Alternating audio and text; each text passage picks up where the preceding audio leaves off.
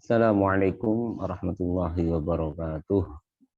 Waalaikumsalam warahmatullahi wabarakatuh. Bismillahirrahmanirrahim. Alhamdulillahirabbil alamin. Wassalatu wassalamu ala sayyidil anbiya'i wal mursalin sayyidina Maulana Muhammadin wa ala alihi wa sahbihi ajmain. Rabbi shrah li sadri wa yassir li amri wahlul 'uqdatam min lisani yafqahu qawli. Amma ba'd. Kepada semua jamaah pengajian hadis 40 karya Imam Nawawi yang senantiasa Ustaz cintai. Alhamdulillah.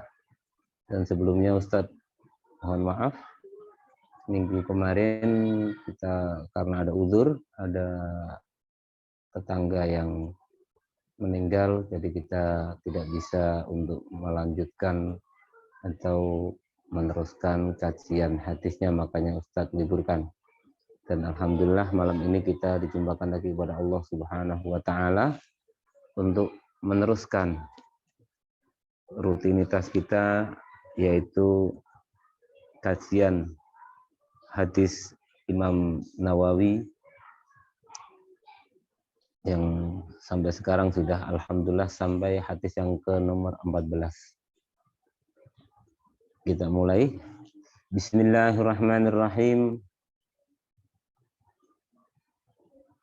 Al-hadis ar-rabi' asyar. Hadis yang nomor 14. Al-hadisu ar-rabi'u asyara. Hadis yang nomor 14. An Ibni Mas'udin radhiyallahu an. Qala Rasulullah sallallahu alaihi wasallam. La yahillu. Ini ada beda ya, beda redaksi teks ya. La yahillu damu mri'in muslimin yashhadu an la ilaha illallah wa anni rasulullah illa bi ihda salasin. Dalam satu riwayat hanya tidak menyebutkan yashhadu an la ilaha illallah. Dalam satu riwayat la yahillu damu mri'in muslimin illa bi ihda salasin. Itu dalam satu riwayat lain. Illa bi ihda salasin as-sayyibuz zani wan nafsi bin nafsi wa tarik li dinihi al-mufariq lil jama'ati, rawahul Bukhari wa Muslim. Jadi hadis yang nomor 14 ini hadis yang tertulis dalam Bukhari dan juga hadis yang tertulis dalam Sahih Muslim. Dua ulama besar ilmu hadis yang sangat muktabarah kitabnya. Hadis-hadisnya banyak yang sahih ya. Beliau meriwayatkan An Ibni Mas'udin radhiyallahu an. Dari rawi-rawi setelahnya beliau meriwayatkan An Ibni Mas'udin radhiyallahu an. Dari sahabat Ibnu Mas'ud radhiyallahu an, qala Rasulullah sallallahu alaihi wasallam. Rasulullah sallallahu alaihi wasallam bersabda, la yahillu damu mri'in, tidak halal darahnya seseorang. La yahillu damu mri'in, tidak halal darahnya seseorang muslimin yang muslim. Yashhadu an la ilaha illallah, yang dia bersaksi bahwasanya tiada Tuhan selain Allah. Wa anni rasulullah, dan bahwasanya aku adalah utusan Allah. Jadi ini adalah muslim. Apa itu orang muslim? Orang yang telah lisannya bersaksi dengan mengatakan atau mengucapkan dua kalimat syahadah, yaitu syahadat atau tauhid, asyhadu an la ilaha illallah, dan juga syahadat rasul, yaitu wa asyhadu anna muhammadar rasulullah. Illa bi ihda salasi, kecuali dengan salah satu tiga perkara. Jadi orang muslim boleh dibunuh kalau dia tercantum dalam tiga hal. Masuk kategori salah satu tiga hal. Siapa itu yang pertama? As-sayyibizani. As-sayyibizani. Orang yang sudah menikah, azani yang berzina. Orang yang sudah menikah, kemudian dia berzina. Na'udzubillah. Semoga kita, keluarga kita, anak-anak kita, saudara kita, semua dihindarkan dari musibah atau maksiat yang sangat besar ini. Ya. Jadi az-zani as-sayyib zani, orang yang berzina itu ada dua kategori. Yang pertama orang yang sudah menikah, yang belum menikah. Orang yang belum menikah ini dalam hukum Islam maka dia dicambuk sebanyak 100 kali. Jadi ada orang belum menikah melakukan perzinaan, naudzubillah, dan itu sudah disaksikan dan diputus oleh seorang hakim, maka dia dihukum dengan dicambuk 100 kali. Yang setelah itu yuhurrabu amin, dia harus diasingkan dari daerahnya selama 1 tahun, yaitu dia harus dijauhkan dari tempat tinggalnya ke minimal masafatul qasri, yaitu 80 kilo ya, selama 1 tahun. Itu hukuman orang yang berzina dan belum menikah. Sedangkan as-sayyib adalah al-muhson, atau orang yang sudah menikah kok melakukan sebuah perzinaan, baik itu laki-laki atau perempuan, ya, maka hukumannya adalah ar-rajam, sampai meninggal. Ar-rajam, dilempari pakai batu, ya, sampai meninggal. Melempar pakai batu, ya, nggak boleh terlalu besar, juga nggak boleh terlalu kecil, ya. Di dalam ini dalam aturan fikih, batunya seberapa? Mil'ul kaf. Mil'ul kaf sekira tangan ini bisa memegang, ya, nggak terlalu sisa banget, juga nggak terlalu besar banget hingga sampai begini, tapi kira-kira tangan ini bisa memegang. Mil'ul kaf. Nah ini, ya, itu hukuman buat orang yang sudah menikah kemudian melakukan perzinaan, maka dia harus dilempari sampai meninggal. Ini hukum, karena perzinaan itu dahsyat ininya, madorotnya sangat besar. Ya. Ini semua adalah satu sisi hakullah. Ya. Dia,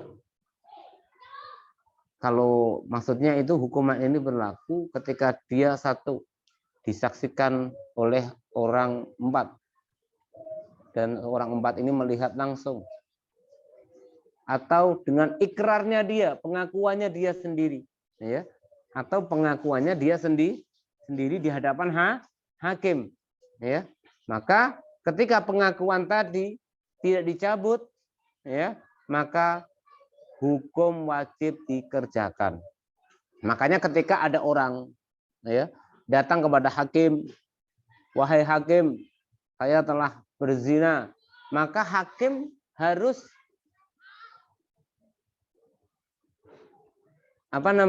tidak langsung menerima. Dianjurkan untuk hakim agar bagaimana orang tersebut terhindar dari pengakuan tersebut. Paling kamu cuman memeluk saja, kamu paling cuman ini saja loh. Agar jangan sampai pengakuan zina tadi benar-benar diakui di hadapan hakim. Karena kalau diakui di hadapan hakim, maka hukum rajam pasti akan dilaksanakan. Nah, dalam fikih kita, ya, kita mazhab Syafi'iyah, dianjurkan, disunahkan bagi seorang hakim, jikalau ada orang mengaku berzina di hadapannya, hendaklah seorang hakim menutupi hal tersebut biar tidak adanya sebuah had atau hukuman, ya. Ini ada kisah menarik. yang tertuliskan di apa? Hadis kitab, ada hadis namanya Al-Bulughul Maram. Ini kitab-kitab hadis masalah ahkam. Kitab yang sangat masyhur di kalangan pesantren-pesantren khususnya di Indonesia dan di Jawa, ya, lebih khusus lagi di Jawa, ya.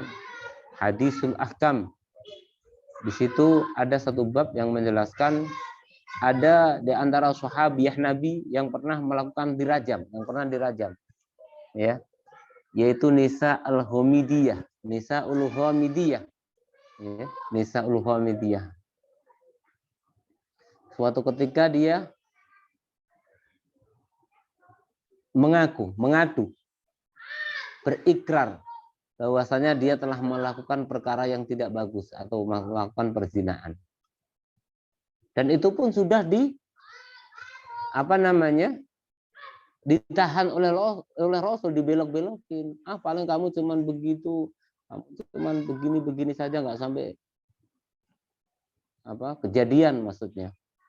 Akan tapi bersikukuh, perempuan tadi bersikukuh, misalnya dia benar ya Rasul, saya nggak berbohong, ya, saya nggak berbohong, saya melakukan perzinahan. Pulang Rasul, diam, nggak mutusin. Tapi dia tetap bersikukuh terus. Akhirnya Rasul mengutus salah satu sahabat namanya Unais, Uhdu ya Unais, ya. Pergi kau wahai Unais, temuin perempuan tersebut. Kalau masih mengaku, rojam, ya. Kalau masih mengakuin, maka perempuan tersebut dirojam. Ini, ya. Akhirnya tetap mengakui dan dilaksanakanlah hukum rojam kepada Al-Hamidiyah tersebut. Ya. Tapi perlu diingat, itu adalah sahabah, ya, sahabah. Kenapa beliau mendesak agar dirojam? Ya, karena beliau ingin berjumpa kepada Allah, bertemu dengan keadaan Allah tanpa adanya tanggungan, ya, tanpa adanya tanggungan. Dia pengen dibersihkan di dunia ini sebelum bertemu oleh Allah Subhanahu wa Ta'ala. Dan kita jangan salah, ya, beliau adalah seorang sahabiah. Kita mengharap besok di akhirat syafaat beliau. Meskipun di dunia beliau melakukan hal-hal seperti itu. Karena seorang sahabat, baik laki-laki atau perempuan, itu sudah dinas Rasul, dinas Allah Subhanahu wa Ta'ala. Orang yang benar-benar cinta kepada Allah. Orang-orang yang benar-benar cinta kepada Rasul. Bahkan Al-Quran menjelaskan, radhiyallahu anhum wa radu an. Radhiyallahu anhum wa radu an. Allah telah ridho kepada semua sahabat. Wa radu an. Dan mereka juga ridho terhadap Allah Subhanahu wa Ta'ala. Orang kalau sudah ridho, Allah kalau sudah memberikan ridhonya, nggak ada alasan untuk orang tersebut mendapatkan siksa Allah. Ya. Seperti halnya kita punya saudara, punya teman, udah saking dekatnya dan kita cinta dia main ke rumah, ya kita bebasin, sudah terserah mau apa terserah. Itu arti daripada ridho, bebas. Ya. Subhanallah. Al-Quran mengatakan seperti itu. Innal ladzina amanu wa 'amilus shalihati lahum lahum jannatun tajri min ulaika humul khairul bariyah. Ya. Innal ladzina amanu wa 'amilus shalihati apa itu ayat lam yakunul ladzina kafaru al-bayyinah itu. Innal ladzina kafaru wa 'amilus innal ladzina amanu wa 'amilus shalihati faulaika hum khairul bariyah. Maka mereka adalah sebaik-baiknya makhluk. Apa jazaohum 'inda rabbihim jannatu adnin tajri min tahtihal anhar khalidina fiha abada radhiyallahu anhum wa radu an. Dzalika liman khasyya rabbah. Itu semua adalah bagi orang-orang yang takut kepada Allah. Dan Nisaul Hamidiyah ini takut kepada Allah. Ya, takut. Dia mau malu kalau sampai belum dibersihkan, dia bertemu atau sowan di hadapan Allah Subhanahu wa taala. Bahkan ada dua perempuan pada zaman Rasul itu. Yang satu bahkan ada yang hamil, ya. Satu ada yang hamil. Melakukan hal-hal demikian. Dan dia pun mendekatkan diri kepada Rasul agar ditegakkan hukum rojam. Akan tapi Rasul menolak. Jangan, kau masih mengandung nanti setelah lahiran. Nah, ya. Nanti setelah melahirkan nggak boleh karena masih ada dua nyawa itu orang. Setelah lahir bukan kok dia dipanggil, dia buru-buru kepada Rasul biar cepat dibersihkan. Ya Rasul, ini lihat anak saya sudah lahir, cepat rojam saya. Karena sahabat itu saking pengen nggak apa pengen bersih ketemu Allah seperti itu. Nanti jangan sekarang anak kamu masih butuh menyusui, ya masih butuh menyusu. Wah disusui. Wah sudah ya Rasul, sudah 2 tahun anak saya sudah. Nanti belum, anak kamu belum bisa makan sendiri. Masih gak sabaran, beberapa bulan kemudian anaknya diajarin megang makanan, megang kue atau apa. Ini lihat Rasul, anak saya ini sudah bisa megang kue. Coba bayangin, ada orang seperti itu.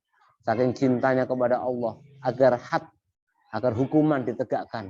Ya, bukan dikejar-kejar, tapi mereka yang mengejar hukuman. Ya, subhanallah. Karena emang kesalahan, melakukan kesalahan, maka konsekuensinya adalah ya menerima hukuman tersebut. Ya. Subhanallah. Ya, semoga kita yang hasil ini adalah hifdzun dalam artian sebaiknya hal-hal seperti ini zaman sekarang jangan dibuka, ya. Ya. Lebih bagusnya disembunyikan. Hakullah, bertaubat kepada Allah Subhanahu wa taala, ya.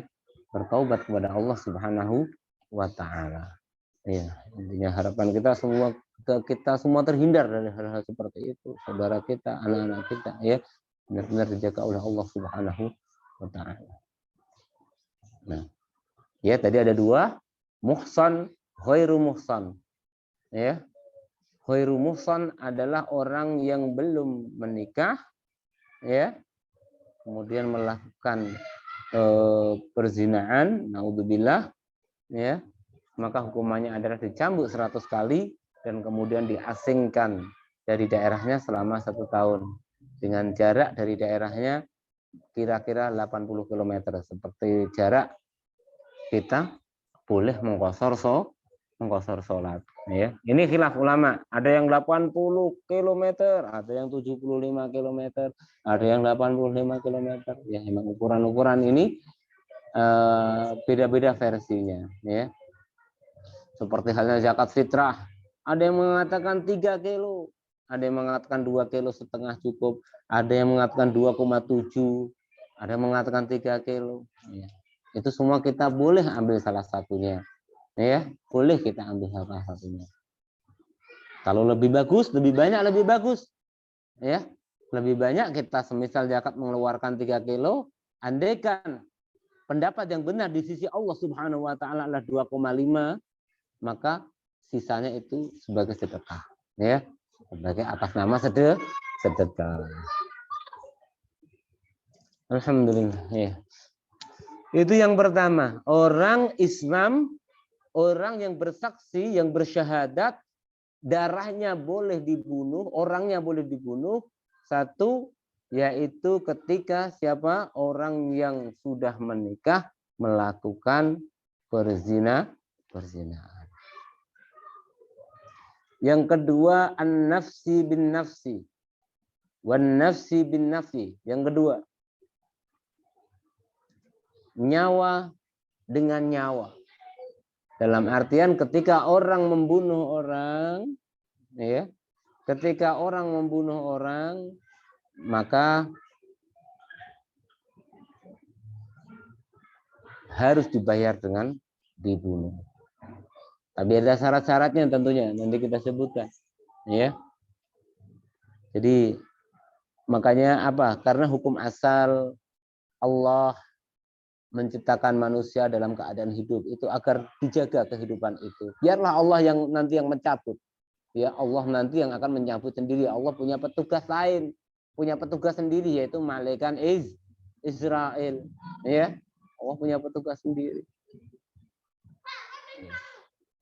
Jadi keharaman membunuh itu baik secara akal, secara logika, ya, atau secara riwayat, secara nakal, secara syariat. Kalau secara syariat, secara akal, ya, kenapa? Karena pembunuhan itu bisa merusak, ya, bisa merusak kehidupan manusia, as-surah al-insaniyah, yang mana dia diciptakan Allah dalam keadaan sempurna.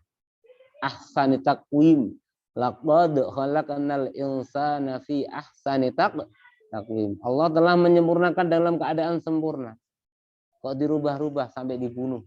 Ya. Kalau Allah menciptakan manusia dalam keadaan yang sempurna, ya, maka tentunya akal tidak membenarkan kalau ada yang melakukan kriminal terhadap kehidupan kesempurnaan tersebut, yaitu dengan menghentikan kehidupan, membunuh, atau dengan jinayah atau kriminal yang lainnya. Itu tentunya syariat punya hukuman tersendiri. Ya. Yang kedua, secara riwayat, secara nas, ya, secara nas, yaitu firman Allah Subhanahu wa taala, "Wala taqtulun nafsil lati haramallahu illa bil haq." Jangan pernah engkau kalian semua membunuh nyawa seseorang yang mana Allah telah haramkan illa bil haq, kecuali dengan hak. Illa bil haqqi, kecuali dengan hak. Bil haq itu apa? Tadi diantaranya 3. Ya.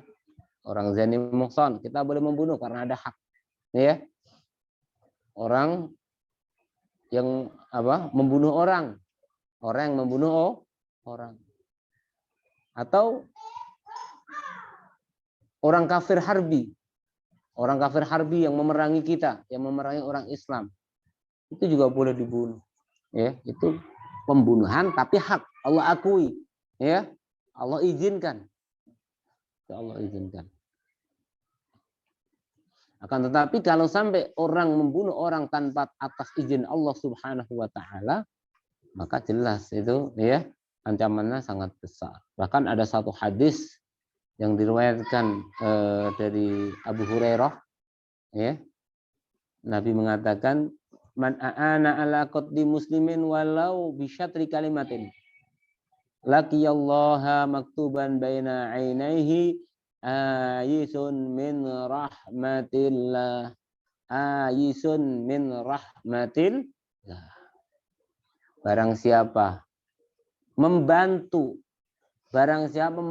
orang untuk membunuh orang lain, meskipun dengan walau bisyatri kalimatin, meskipun hanya dengan kalimat yang sedikit, satu satar, satu baris, ya, satar itu satu baris, setengah baris bahkan, ya, setengah baris kalimat. Andaikan ini satu kertas, ini tulisan ini nggak nyampe dari ujung sampai ujung, nggak nyampe separuhnya. Kok gara-gara tulisan tersebut bisa menyebabkan orang tersebut berani membunuh orang, maka orang tersebut besok di hari kiamat, ya, dibangkitkan dari kubur, di antara dua matanya tertuliskan ayisun min rahmatillah, orang yang sudah putus asa akan rahmat Allah. Ya. Di mana? Besok di yaumul hisab tidak ada yang diharapkan lagi kecuali rahmat Allah. Kalau orang tersebut sudah terputus dari rahmat Allah, apa yang akan diharapkan? Ya. Ini baru orang yang membantu orang membunuh. Terus bagaimana kalau orang yang membunuh? Bisa kita bayangkan, tentunya dosanya lebih berlipat-lipat. Ya. Bahkan dalam Al-Quran mengatakan khalidina fiha fajaya'uhu jahannama khalidina fi wa may yaqtul mu'minan muta'ammidan, ya, barang siapa membunuh orang mukmin secara sengaja maka balasannya adalah neraka jahanam selama-lamanya. Ini ditakwil ayat Al-Quran tersebut. Kalau menurut ahli sunnah wal jamaah, orang yang membunuh orang mukmin dengan sengaja, ya, itu masuk neraka, tapi nggak sampai abadan abidin, nggak sampai kekal selama-lamanya. Orang yang dihukum Allah kekal selama-lamanya adalah orang yang membunuh dan dia meyakini bahwasanya membunuh itu diperbolehkan. Ya, ini sudah apa? Murtad. Makanya fajaya jahannama khalidi. Maka balasannya adalah neraka jahanam dan dia akan kekal di dalamnya. Kalau dia meyakini membunuh itu halal, ya, membunuh tanpa hak itu halal, maka balasannya adalah neraka selama-lamanya. Kenapa? Karena orang yang menghalalkan apa yang diharamkan Allah itu secara nggak langsung orang tersebut akan masuk kategori orang yang murtad, ya, menghalalkan perkara yang diharamkan Allah. Atau sebaliknya, mengharamkan apa yang dihalalkan Allah Subhanahu wa ta'ala, ini juga dosa besar. Ya. Karena ini lebih dari ke etika, itu lebih tidak pantas. Ya. Ya. Berani, itu secara langsung berani perang kepada Allah Subhanahu wa ta'ala. Allah nyuruh gini, malah dia melanggar. Allah larang ini, malah dia lakukan. Itu lebih dahsyat, lebih ngeri itu, ya, penghinaan besar kepada Allah Subhanahu wa ta'ala. Ya. Ya, kalau kita bersalah, salah saja kita akuin, ya. Itu tidak masalah. Kita melakukan kesalahan, siapa sih manusia yang enggak hilaf, ya.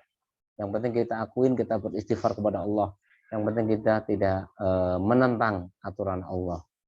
Ya, meskipun kadang masih kita lakukan hal-hal seperti itu, baik disengaja atau tidak disengaja. Tetapi kita yakini hal itu semua karena kekhilafan kita, karena tertutupnya diri kita dengan hawa nafsu kita. Tapi alhamdulillah setelah itu kita pun dikasih hati yang jernih hingga kita mau beristighfar, meminta ampun kepada Allah Subhanahu wa ta'ala. Itu yang kedua tadi, ya. Jadi yang kedua adalah orang, ya, yang membunuh orang tanpa ada hak, tanpa hak. Maka orang tersebut balasannya dikisos atau dibunuh. Terus syarat orang tersebut membunuh dan dia mendapatkan kisos, itu ada syaratnya. Yang pertama, ayyakunal qatil balighon. Orang yang membunuh harus balik, ya. Kalau belum balik masih nggak kena had. Anak kecil membunuh, ya, nggak boleh dikisos, ya. Kalau denda, iya denda, ya, denda tetap berjalan. Tapi kisos ini berlaku untuk yang balik. Orang balik membunuh.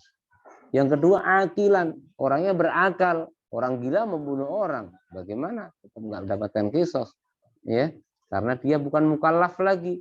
Orang kok gila, dia nggak mukallaf lagi, tidak dikhitabi oleh Allah Subhanahu wa ta'ala dengan hukum-hukum syar'i. Makanya dia aman, ya.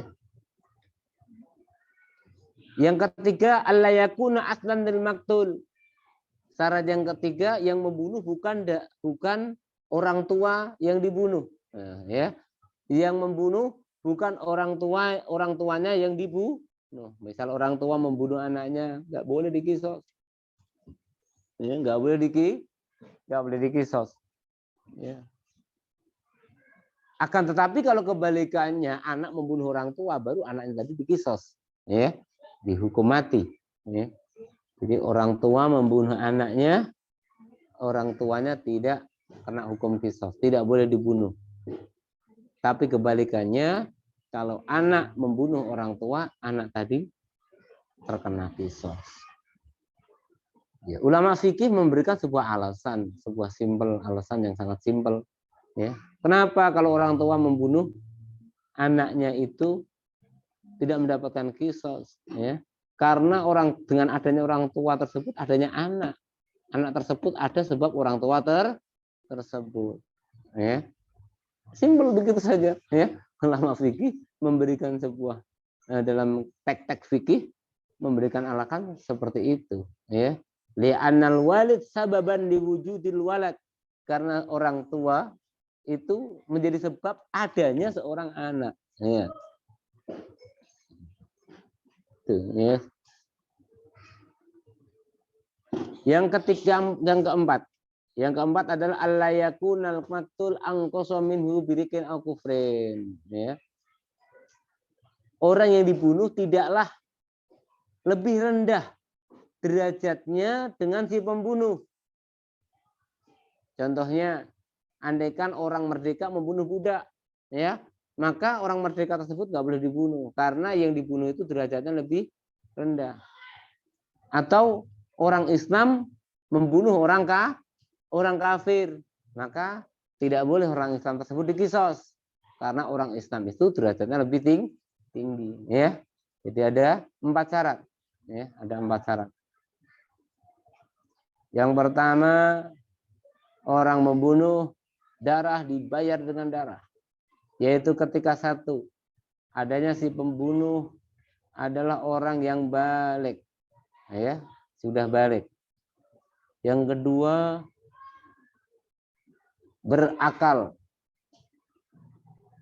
Yang ketiga, bukan ayah atau orang tua dari si pembunuh, dari yang dibunuh.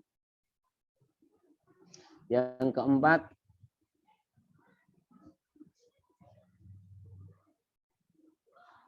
tidaklah orang yang dibunuh tadi lebih rendah derajatnya dari si pembunuh. Baik berupa budak atau berupa orang kafir. Ini ya, mungkin bisa dimafhum ini ya, bisa dimafhum.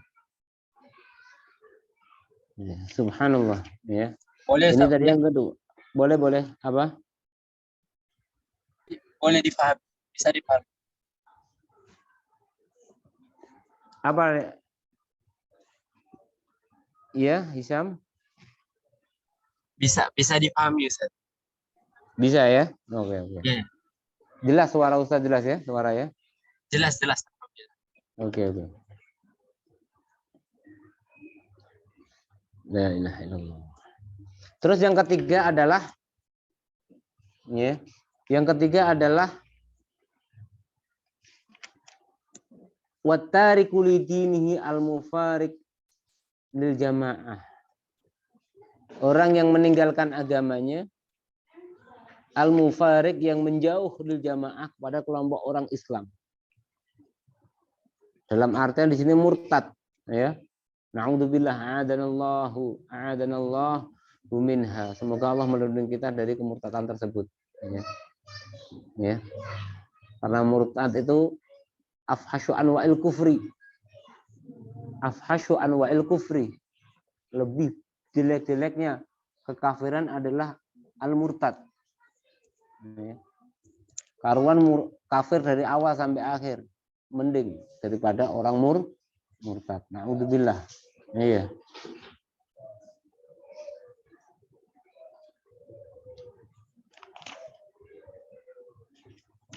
Ya.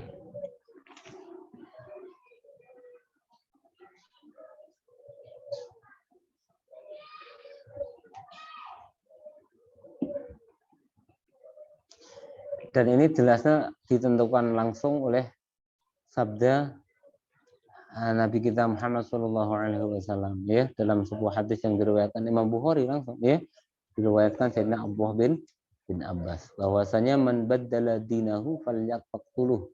Barang siapa menggantikan agamanya, merubah agamanya, faqtuluh, maka bunuhlah. Barang siapa mengganti agamanya, faqtuluhu, maka bunuhlah. Ini. Jadi al-mufariq lil jamaah itu sebagai penguat, ya, sebagai penguat at-tariq li dini. Sama saja orang meninggalkan agamanya dan juga orang yang menjauhi kelompok-kelompok orang Islam dalam artian sudah tidak tergolong dalam muslimin, itu maknanya sama, murtad. Terus mufarokoh, berpisah, orang tersebut berpisah dari kelompok Islam hingga dia secara otomatis bisa masuk ke area kekufuran atau kekafiran. Itu ada kalanya bil qalbi wal i'tiqad, juga ada kalanya bil fi'lil mukafir. Ya. Contohnya orang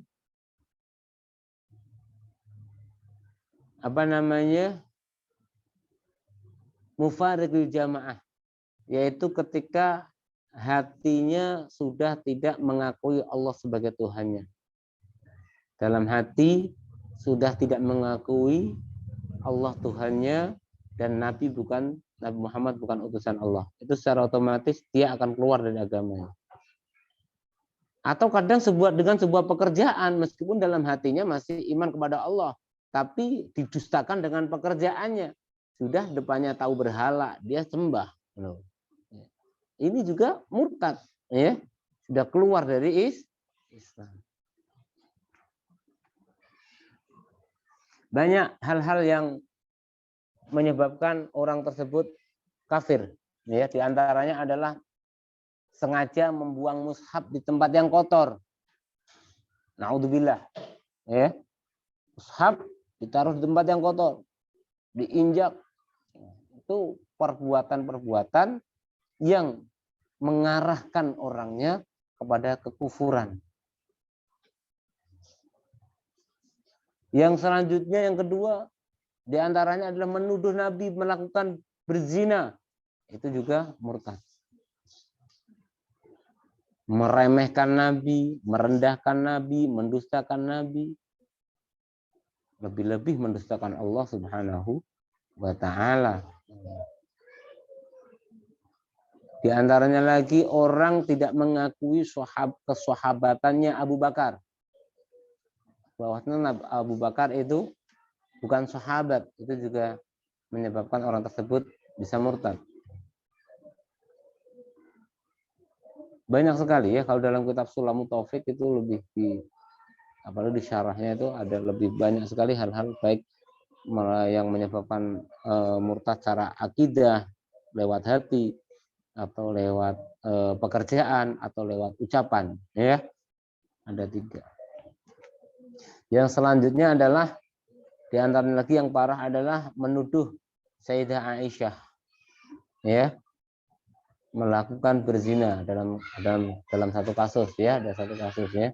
Sedangkan Sayyidah Aisyah, ayat Al-Qur'an sendiri sudah membebaskan, Allah membebaskan bahwasanya Sayyidah Aisyah adalah orang yang bersih, ya.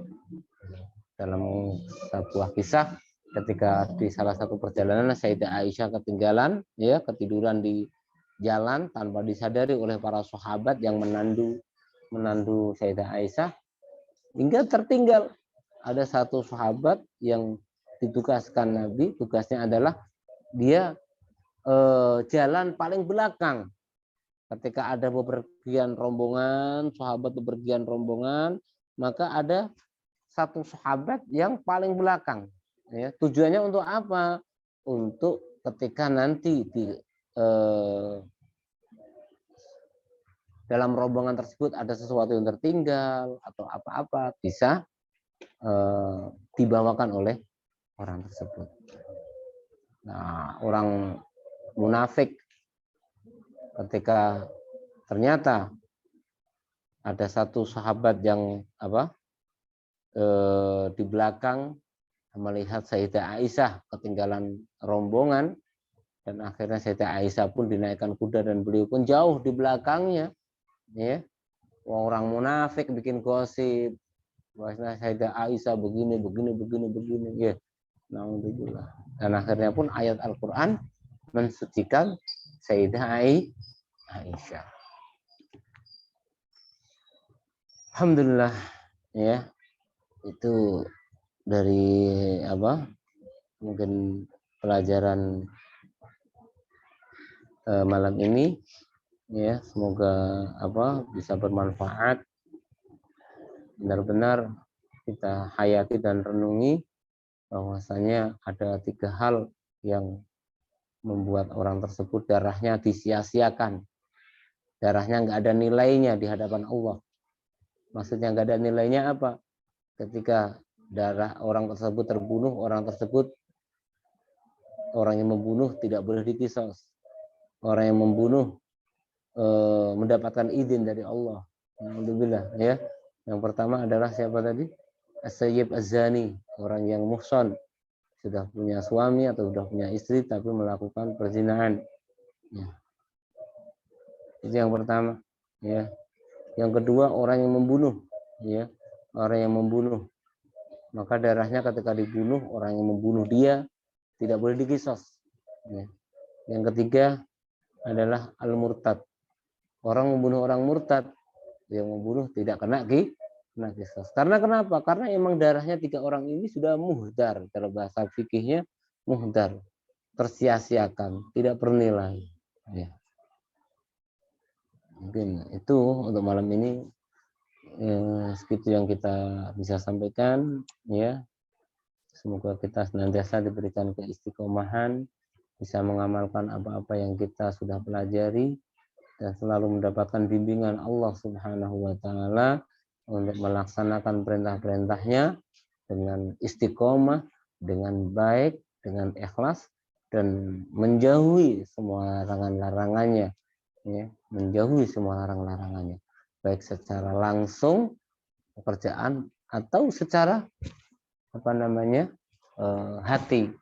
Ya, kadang orang punya hati, mohon maaf ini sebelum tutup ada kisah sedikit nih, ya. Mungkin ada kisah sedikit ya. Jadi zaman dulu ada namanya itu seseorang orang salafus soleh. Orang salafus soleh dalam hati punya keinginan melakukan perzinahan. Alhamdulillah ya. Oh, dalam hati pengen begini. Tapi akhirnya dia mengambil apa itu? Sumbu. Apa itu? Sumbu. Apa namanya sumbu itu? Iya, api ya. Lilin, mengambil lilin. Dia hidupin. Jarinya dibakar sama dia. Ya, jarinya dibakar. Ditaruh di lilin tersebut. Dia tahanin dia, sampai anggur pingsan. Kalau kamu sudah kuat menahan api ini, silahkan. Ini api dunia aja sudah kelojotan nih, mau pingsan, ya. Tangan dibakar, ya. Tangan dibakar, ya. Dia ada kepanasan, kebakaran seperti itu, ya. Ini aja baru dibakar di api dunia aja udah kayak gini. Apalagi dibakar dengan api akhirat, api neraka yang mana panasnya lebih lipat ganda dari api yang ada di dunia. Ya. Jadi hingga akhirnya nafsunya dia lawan. Wahai nafsu, kamu yang ingin mengajak seperti itu kamu sudah tahu. Saya saja untuk menghadapi api dunia aja nggak kuat, apalagi menghadapi api neraka. Itu untuk melawan hawa nafsu. Subhanallah, orang salafus soleh ada saja ya beberapa kisah-kisah yang inspiratif ya, menurut kita sangat inspiratif, banyak sekali ya. Insya Allah pertemuan minggu depan ya, kalau nggak ada uzur insya Allah ya. Minta doa ini juga karena tadi kita kelelahan dari pagi sampai sore, dari malam ya. Ada santri yang masuk rumah sakit dari kita ya, karena kita dari pagi rumah sakit, sore tadi lagi ya. Ya, mohon doanya semoga diberikan kesembuhan ya. Sekarang masih menginap ya di rumah sakit ya. Nah, sekian dari Ustadz ya. Mari kita tutup ya, minta bacaan surat Al-Fatihah ya. Semoga tadi seorang santri kita diberikan kesembuhan oleh Allah Subhanahu wa Ta'ala. Yang pertama, yang kedua, semoga hajat kita semua dikabulkan oleh Allah Subhanahu wa Ta'ala ya. Anak-anak kita, keluarga kita dihindarkan dari hal-hal yang sangat tidak terpuji, khususnya 3 perkara tersebut tadi yang kita pelajari. Ala hadiniah wa ala kulli niyatin sholihah wa ala ma nawi astaghfirullah sholihun. Al-Fatihah. A'udzu billahi minasyaitonir rajim. Bismillahirrahmanirrahim. Alhamdulillahirabbil alamin arrahmanirrahim maliki yaumiddin. إياك نعبد وإياك نستعين صراط المستقيم صراط الذين أنعمت عليهم غير المغضوب عليهم ولا الضالين آمين. Kita doa ya, kita doa bersama-sama ya, doa pakai alhamdulillah saja ya. Alhamdulillah rabbil alamin wa sallallahu ala sayyidina Muhammad wa ala balam dana wa alimna wa fadlina ilma wanfa'na wa fasbih lana wa qulna rabbana atina fid dunya hasanah wa qina adzaban nar sallallahu alaihi wa sallam alhamdulillahi rabbil alamin subhanakallahumma wa bihamdika asyhadu an la ilaha illa anta astaghfiruka wa atubu ilaik. Assalamualaikum warahmatullahi wabarakatuh ya. Yang ada tanya boleh silat WA saja, lihat di grup saja ya. Ini cukup sekian. Wallahul muwaffiq ila aqwamit thoriq. Assalamualaikum warahmatullahi wabarakatuh. Waalaikumsalam warahmatullahi wabarakatuh. Ya, Terima kasih untuk kepada Ustaz ya, Dr. ya, Wimin ya, atas perkongsian sebentar tadi. Semoga kita dapat ya, amalkan apa yang telah dipelajari.